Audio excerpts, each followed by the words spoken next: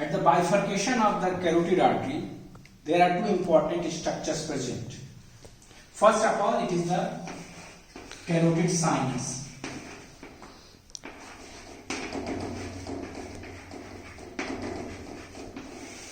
Carotid sinus. What is carotid sinus? It is the fusiform dilatation.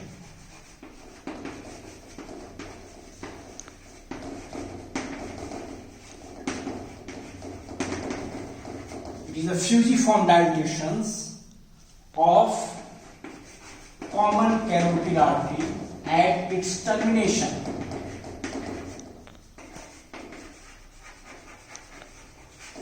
Or at its bifurcation and beginning of the internal carotid artery.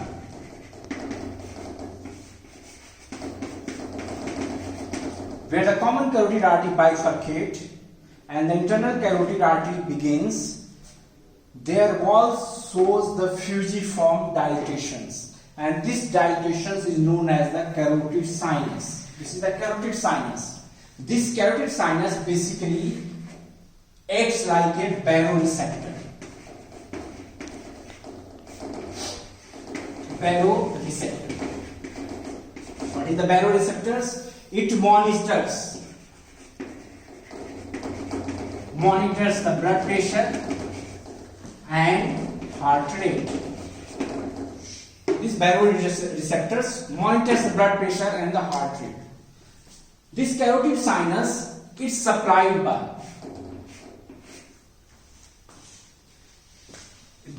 sinus branch of the glossopharyngeal nerve, ninth cranial nerve. The glossopharyngeal nerve, a branch that supplies this region. Along with it is a branch from the vagus nerve, that is the 10th cranial nerve, also supplies this region, and a terminal branch, a branch from the sympathetic chain. These three branches, 9th, 10th and branch from the sympathetic chain, supply this region, carotid sinus, and this monitor the blood pressure and the heart rate. What will affect if you stimulate the carotid sinus? The stimulation of the carotid sinus decrease the heart rate and decrease the blood pressure. A syndrome that is known as the carotid sinus syndrome. Carotid sinus syndrome. An individual which is hypersensitive to the carotid sinus, the movement of the head of that individual results in the fall of the heart rate and the fall of the blood pressure. And as a result of it, there is a loss of the consciousness. Loss of the consciousness. And this condition is known as the carotid sinus syndrome. And this is due to the stimulation, hypersensitive of the carotid sinus. Now the bifurcation of the common carotid artery. This structure is known as the carotid body. Carotid body. What is carotid body? This is an ovoid.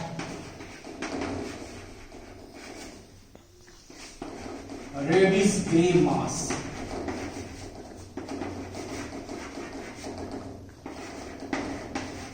Our body, ovoidal reddish grey body that is embedded in the posterior wall of this common carotid artery, and this is known as the carotid body. Common carotid artery, this structure is embedded in its wall, that is the carotid body. And this carotid body acts as a chemoreceptor. Chemoreceptor means it monitors the tension of oxygen, carbon dioxide, as well as the pH contents of the arterial blood.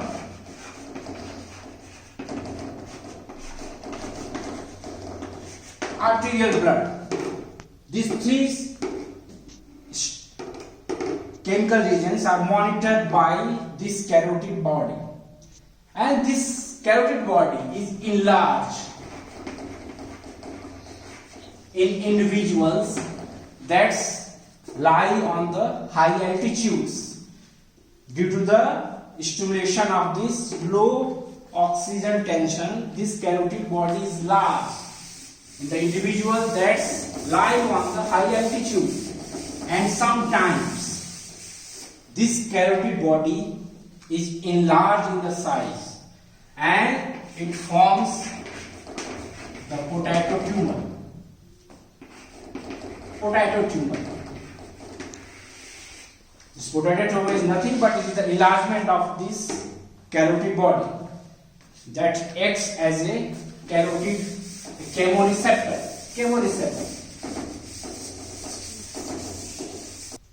Now, next about the external carotid artery.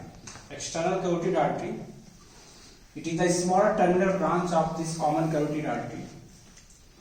This external carotid artery extends from the upper border of the lamina of the thyroid cartilage, that is the intervertebral disc between the C3 and the C4, to a point behind the neck of the mandible.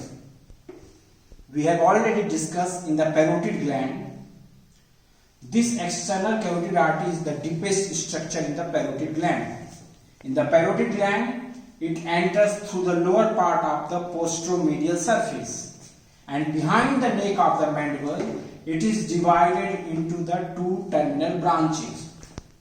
This external carotid artery begins in the carotid triangle and then runs upwards. It has a slightly curved course.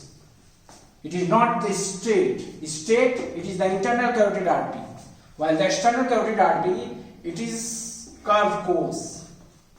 In the lower part, it is related anteromedial to this internal carotid artery, while in the upper part, it is anterolateral. So, this external carotid artery has a slightly curved course.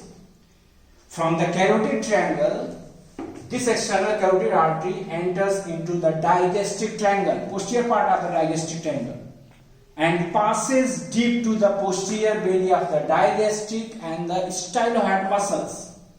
Then it enters the parotid gland. This external carotid artery gives total 8 branches. Branches of the external carotid artery, it is the important. This external carotid artery gives total 8 branches. These branches are considered like the artery that takes origin from the anterior aspect of the external carotid artery. These are the 3 branches, first, second and the third. This is the superior thyroid artery, lingual artery and the facial artery. These are the 3 arteries that takes origin from its anterior aspect. Now the fourth, that artery takes from its medial aspect, that is the branch 4, and this is the ascending pharyngeal artery. Now the artery that takes from the posterior aspect, that is the 5th and the 6th, it is the posterior aspect of this external carotid artery, and there are 2. The 5th, it is the occipital artery, and it is the posterior auricular artery. Now it has the 2 terminal branches, that is the 7th and the 8th. The 7th, it is the maxillary artery. It is the larger terminal branch of the external carotid artery. It is formed behind the neck of the mandible, and the smaller terminal branch, it is the superficial temporal artery. So this external carotid artery has the total 8 branches that supply the head and the neck region.